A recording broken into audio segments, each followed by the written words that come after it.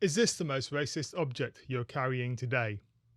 Have you ever considered your smartphone to be a racist object? The Black Lives Matter movement has gained global prominence, and the smartphone is becoming an important evidence gathering tool. But is that same device actually guilty of racial bias? Since tech is designed by people, and people have plenty of prejudices, known or otherwise, biases will be in technology design. Back in the 1950s, Kodak developed something called a Shirley card. It was a picture of a beautiful white woman, and the card was used in film processing to get skin tones right. There was a big problem, however. Although various women played the role of Shirley, they were always white. This meant for darker skinned people, photographs featuring them would become less and less distinct the darker they were. People of colour just weren't considered in film technology. This was the case until the 1970s, and something prompted the film manufacturers to consider broadening their range of colour tones. Colour was becoming increasingly important in marketing. Photographs in colour were common, and colour TVs were appearing in every home. But furniture and chocolate makers were not happy with their marketing material. The pictures of their dark-bound products lacked detail. This was because film processing was fixed on trying to show the best in white skin tones. Colour management of film needed to change to adapt to marketeers' needs. These woes of chocolate and furniture manufacturers had an unintended side effect of helping to create films that could better portray black people. That unplanned side effect didn't go unnoticed by the film manufacturers. They realised that darker skin tones would also benefit.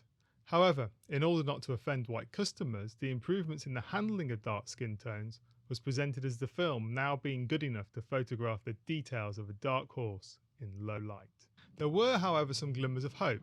Shirley cars did eventually have more racial and ethnic diversity portrayed on them.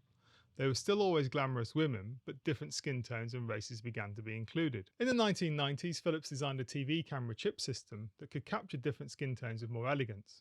Stars, like Oprah Winfrey, were on the rise, and limitations of photographic TV and film technology in capturing the beauty of diversity was being recognised. However, in the main, people of colour remained a secondary afterthought in film technology. Generations of photographers and filmmakers have been trained to think white first, and to consider dark skin tonality as a problem to be fixed and not a beauty to be explored. Sadly, the digital age has not seen the racist bias in the technology of photography resolved. In 2009, Hewlett-Packard's webcam's face tracking technology failed to work with dark-skinned people. Google's facial recognition algorithms in 2015 categorise black people as gorillas, and studies continue to show that biases in the algorithms of globally used facial recognition technology will lead to the misidentification of women, black and Asian people. To be recognised, you need to be a white male. And the filmmaking industry continues to struggle with getting dark skin tones right. Ava Bukowski, cinematographer on HBO's show Insecure, had to use a variety of techniques to bring the cool beauty of the black cast onto the screen.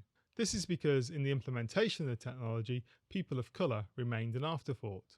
Light skin tones is the expected norm. Now, as the world learns how to live in the shadow of coronavirus, video telecommunication technology has become vital to many businesses and institutions. Zoom, Google Hangouts and Microsoft Teams are all affected by the camera technology, having a legacy of whites first. Consider job interviews. You put on your sharpest clothes and switch on the webcam for your remote assessment. But because the camera design is focused on getting light skin tones right, the fact that you are black will mean many details will be lost in the image the interviewer sees. How many remote job interviews have been lost because black people simply didn't look as clear as white on camera? Because the technology treats them as second-class citizens. We're now entering the era of artificial intelligence enhanced photography and filmmaking.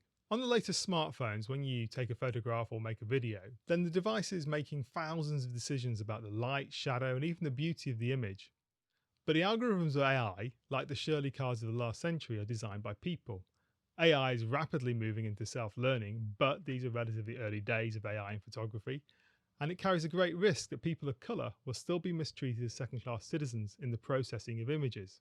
This is because if a bias is programmed into the algorithm at the start of the AI process by human operators, then as the technology self-learns, it will be building upon that human bias that it started with. So will the 21st century continue to embrace the prejudices of the 20th in technical design? Or is now the right time to challenge the technology companies that are creating smartphone cameras along with movie and TV, hardware and software to demand that black lives do matter and are not a secondary choice or afterthought in the design and implementation process? Let me know what you think. Thanks for listening.